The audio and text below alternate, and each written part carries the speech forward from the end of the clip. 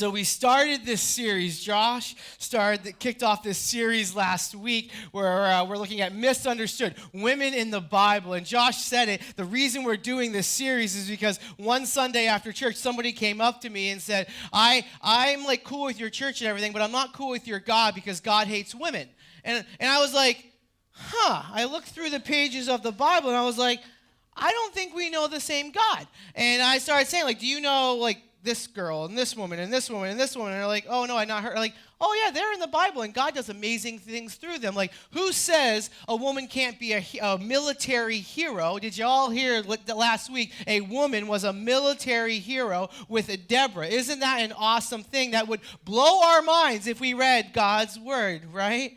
This week, we're looking at something a little bit different. We're looking at Delilah and Samson. Now, if we're going to look at women, Jason, why are you bringing up Delilah? Like, Delilah's den around the corner ain't no name of a church, all right? Like, okay, that's weird. But as there are positive and negative examples of men in the Bible, there are positive and negative examples of women in the Bible. But I think what is misunderstood is that Delilah only applies to women, and that Samson only applies to men. No, we can look at both of these figures and we can extrapolate, men and women, male or female, we can extrapolate concepts from both of these individuals through the pages of Judges chapter 16. If you have your Bibles, turn to Judges chapter 16.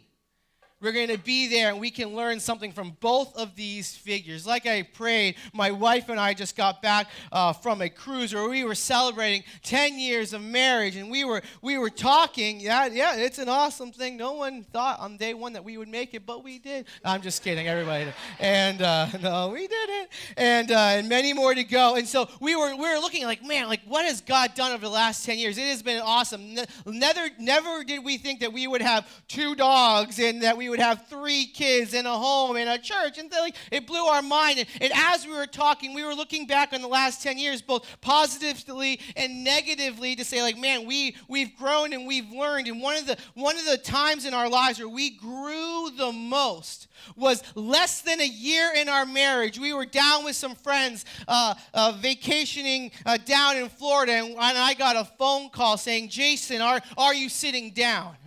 No, why? And I sat down, and your pastor has fallen and has been having an affair, and when you get back from vacation, life is going to turn upside down for you. And that was the first day of our vacation, and we prayed, we talked, we got ourselves ready for what would become a very hard season of life. The next few months and years were hard. And from there, we looked at a man who had such an impactful ministry, but also through Facebook started to love the women and old lady friends.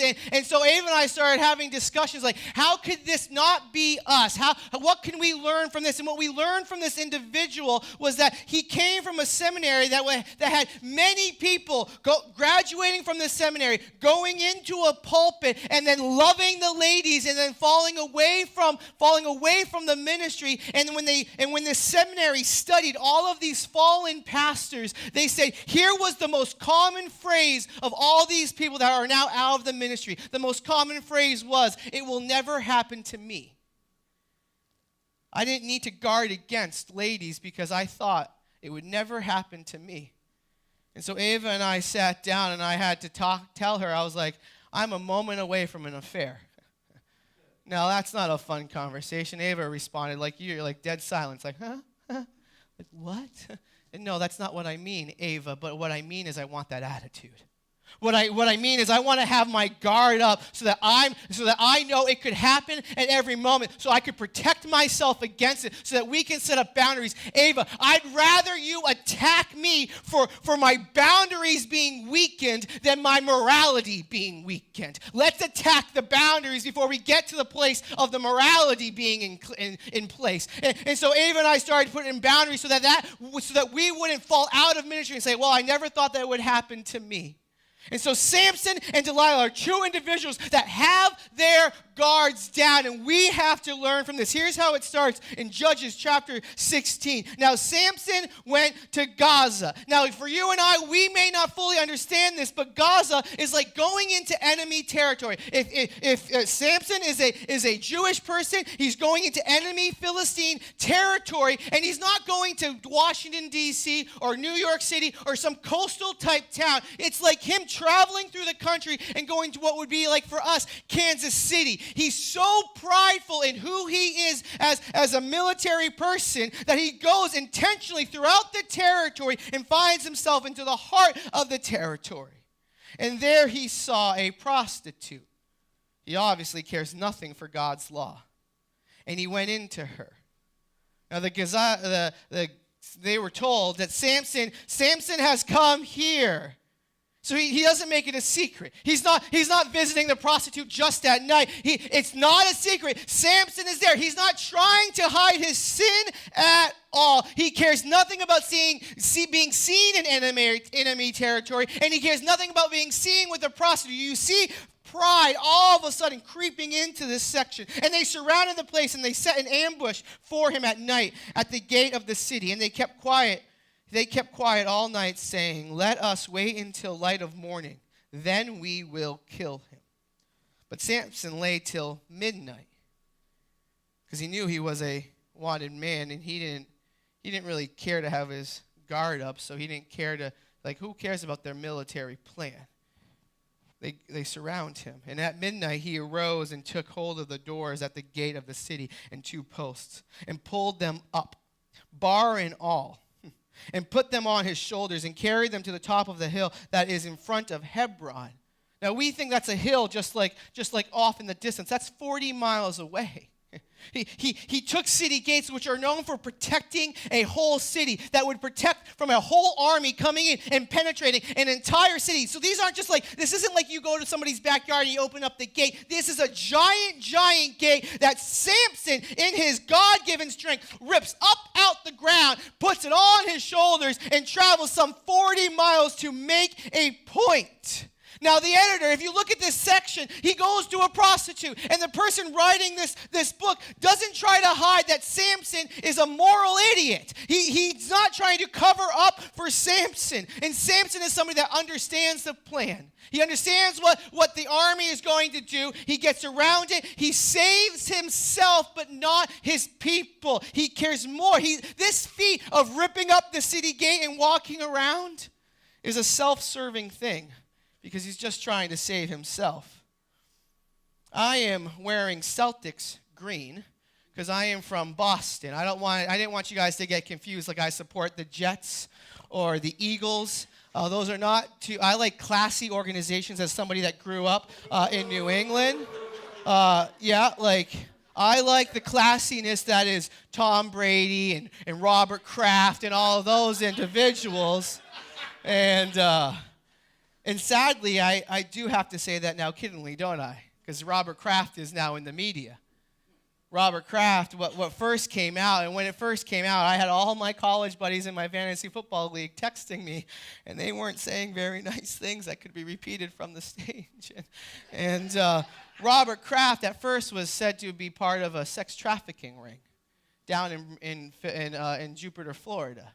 He had visited this place. He was part of this group of men that was trafficking out women. And at first, all of these reports were like, oh my gosh, somebody that I at one point respected has now done some really heinous, disrespectful things. But as days went on, he wasn't necessarily part of the sex trafficking ring or at that level that he knew two women outside of this parlor, if you will, and that he very likely went in there, paid some money, had not the act of sex, but sexual acts with the exchange of money. And it's the old-fashioned back rub with a happy ending. He had one of those situations. And so now you have all the Boston media saying, well, everybody does that. Every man at some point has gone and gotten a back rub and had a little extra something at the end of it. And so now Boston media outlets are now justifying what this old man had done because he's just like so many other people in the culture. And culture, as I read, Boston media now is now screaming, this isn't that big of a deal. By law, it's a misdemeanor. And I'm looking at it and I'm like, I can't join you in the culture and say, even if he knew these women, he exchanged money for an act. As I look at the pages of the Bible, I can't be so quick, even if culture is to say it's not a big deal. I can't look at something that disgraces the name of God and say it's not a big deal. Because whether it's sin for craft, sin for the pastor, sin for the business owner, sin for culture, sin is a very big deal for the male or the female because it disgraces the name of God. Anything that put my Jesus on a Savior, on a cross, is a very big deal that we have to take to heart. And what it does to Samson, we might look at this and say, not a big deal. He went to a shrine prostitute or a prostitute of sorts. It may not look like a big deal, but it strengthens his pride and where he thinks he's infallible. So this is how now the story continues. After this, he loved a woman in the valley of Sorok. Now, this is an area known for vineyards, so he's likely drinking and taking part in now boozing and cruising, if you will. He's flirting with forbidden things, whose name was Delilah, and the lords of the Philistines. So now they get involved. They say the lords of the Philistines, there's 5 individuals. These are people that are in charge of different providences. So now all of the key figures in this nation, 5 individuals, he has now nationwide publicity. He's a national menace. So now these key leaders in the whole country are now getting together. They came up to her and said to her, now pause, if you're with Delilah and you're in a little bit of a relationship, she's not going to meet with these 5 individuals with Samson present. So now she's sneaking away. Now she's going behind Samson's back to have these private conversations with key figures in the country. But Samson has his guard down. He's in enemy territory, but his guard is down. He doesn't even care. And what they say to her is seduce him and see where his great strength lies, and by what means we may overpower him, that we may bind him to humble him, and we will give you each of us will give you 1,100 pieces of silver. They know Samson is an incredibly strong person, but they know that he has a weakness with the ladies, and so they find a lady who would be willing to play into her being as a woman and seduce him for information. They found a willing person in Delilah. They use her not because, we have so much respect for you, Delilah. They use her because they know that she's going to be willing. They're using her for selfish gain, and they pay her an extraordinary amount of money. This figure of about 500 and what it was, it would be 5,500 shekels of silver. That each 5 of these princes paying 1,100. This is a lot of money for you and I. This would equate to about 550 years worth of wages. If you take the average income of $60,000 for an individual, if that is what she's making, if that's a rough, fair estimate of a year's wages, you know what that equates to? $33 million. So what's the range? If it's 10 million or 50 million, whatever it is, it's a butt ton of money that they go to Delilah and say, we will give you so much money to get a secret from him. He's a muscular man. They know that this could lead to Delilah's death. They know that she's risking a lot, and they also know that they need this secret.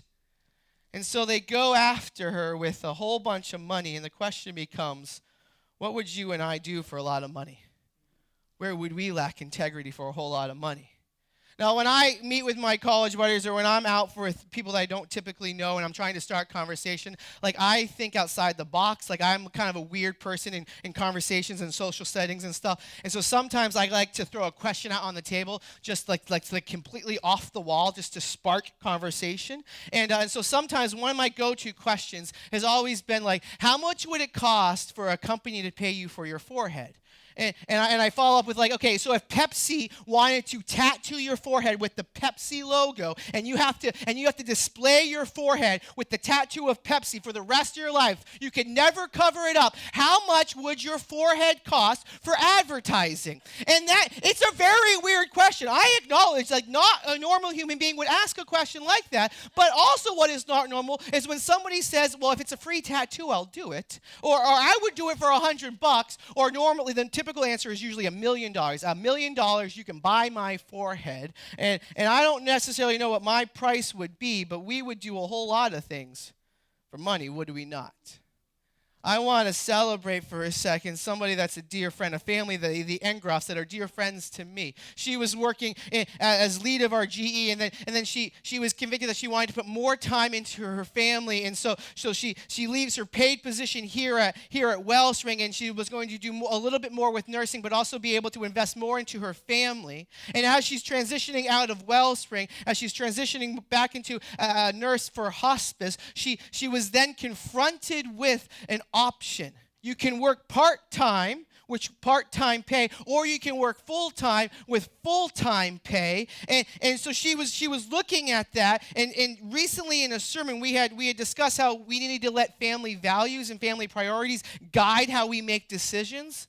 And so I was praying with the family, praying for them, and she was getting advice from us and whatnot. And she was like, well, if I go the route of a full-time job, like that goes against my priorities for family, but it helps us now financially. And what I loved hearing was that she made a decision to take the part-time pay for one reason. Her priorities were her family, and she wanted to invest into her families, and everything else would work out.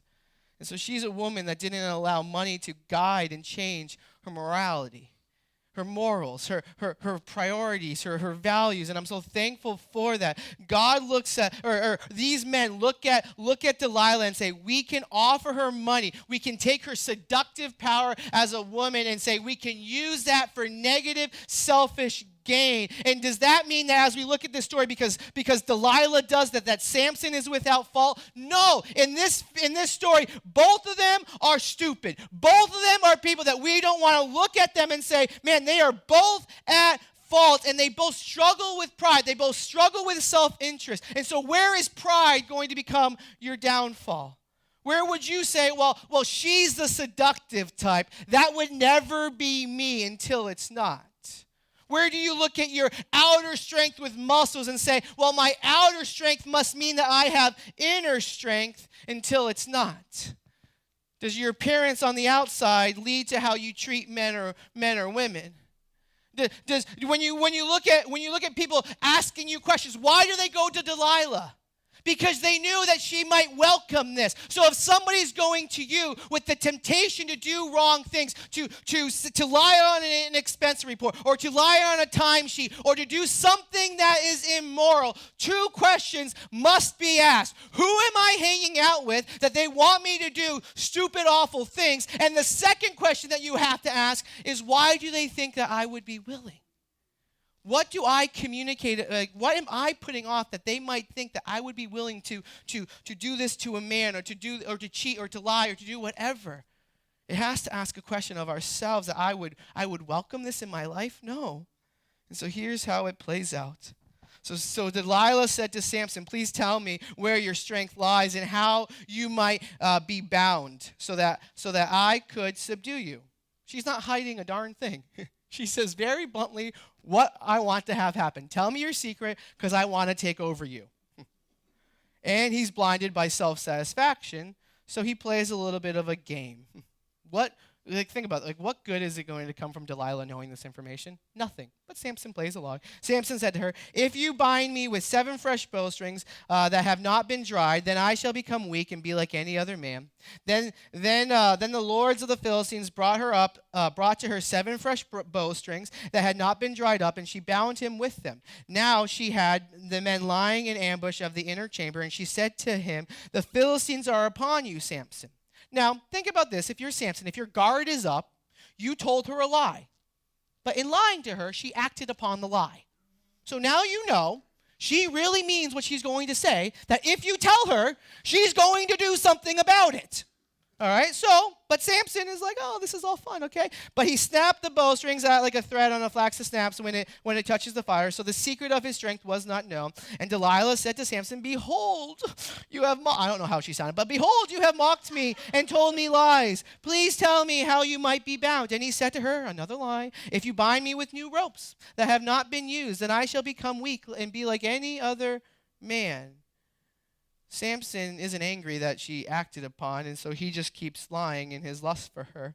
So Delilah took new ropes and bound him and with them and said to him, the Philistines are upon you, Samson, and the men lying in ambush were in the inner chamber. But he snapped the ropes off his arm like a thread. Then Delilah said to Samson, until now you have mocked me and told me lies. Now tell me how you might be bound. She's acted upon his lies twice now. And he said to her, if you weave the 7 locks of my head with the web and fasten it tight with a pin, then I shall become weak and be like any other man. Now he's flirting with evil because the secret of his strength lies in what God has with his hair. And so now he's flirting with evil, and he makes up these crazy stories. He's a very imaginative person.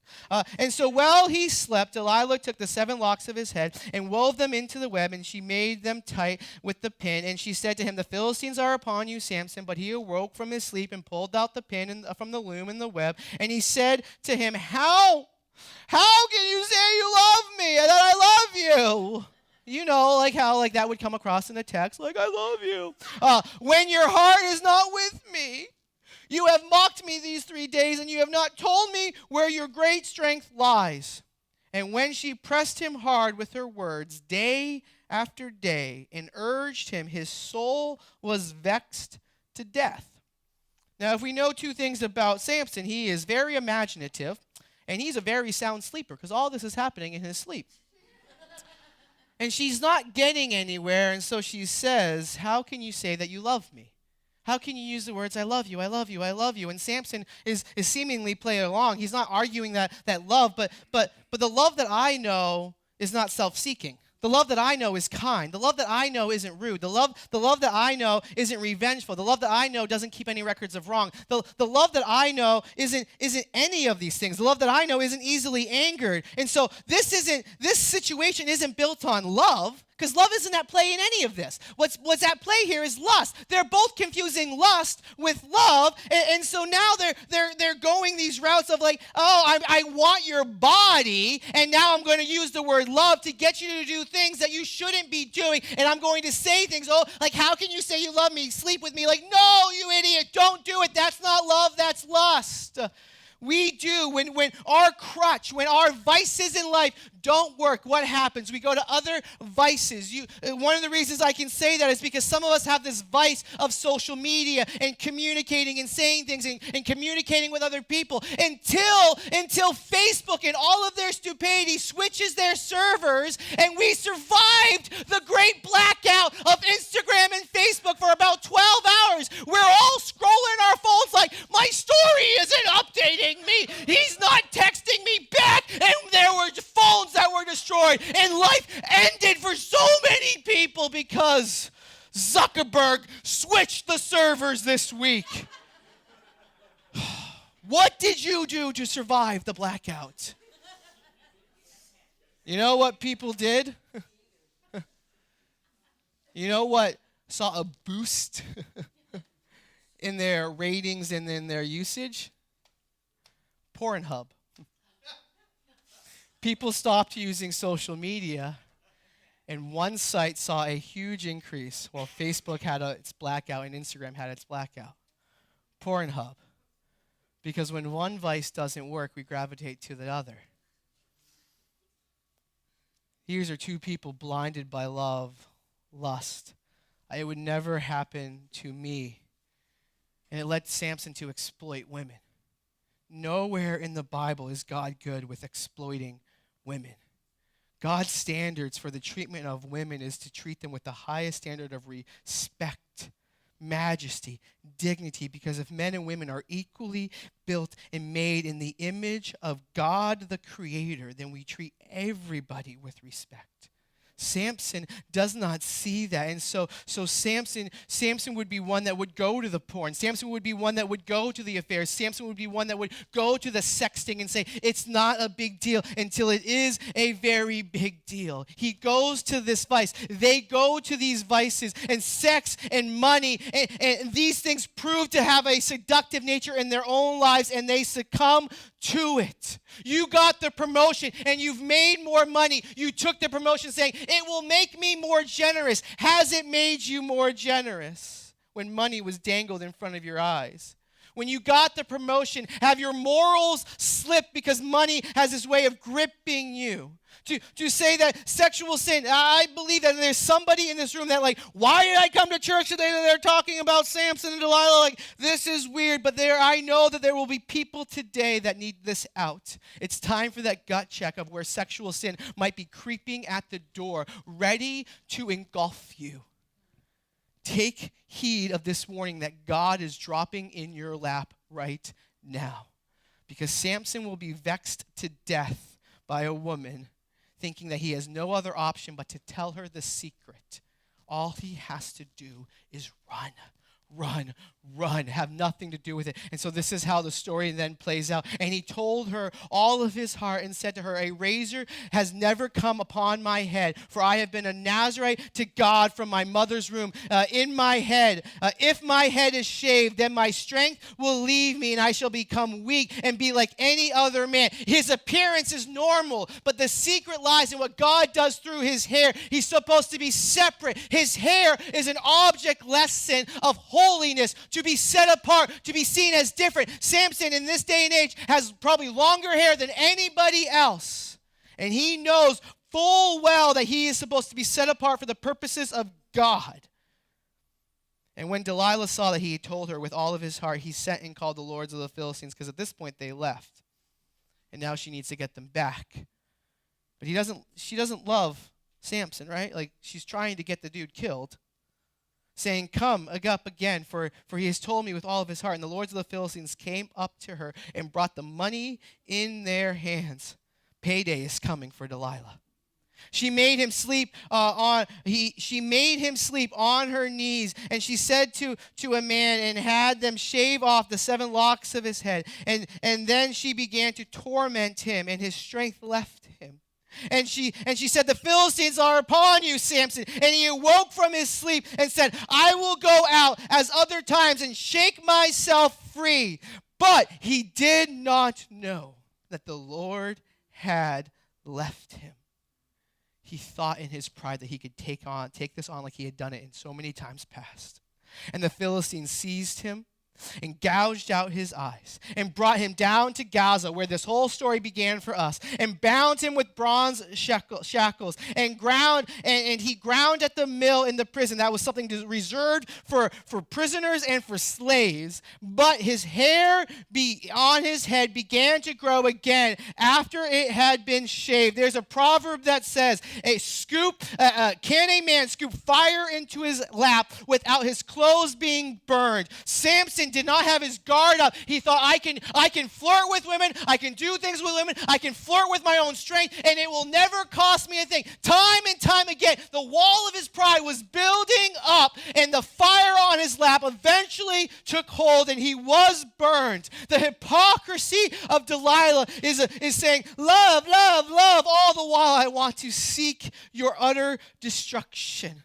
That is hypocrisy. She knows he's going to be captured, and unimaginable things are going to happen to him. His eyes are plucked out, and now he takes a position of a slave, grinding at a mill in a city where he once took the city gate. He has now been utterly humbled, knowing full well that the secret of his strength was never in something that he could do. The secret of his strength was that God set him apart and was going to do something meaningful through him. But in his pride, he became apathetic and took God for granted. This wasn't his first compromise. It was compromise after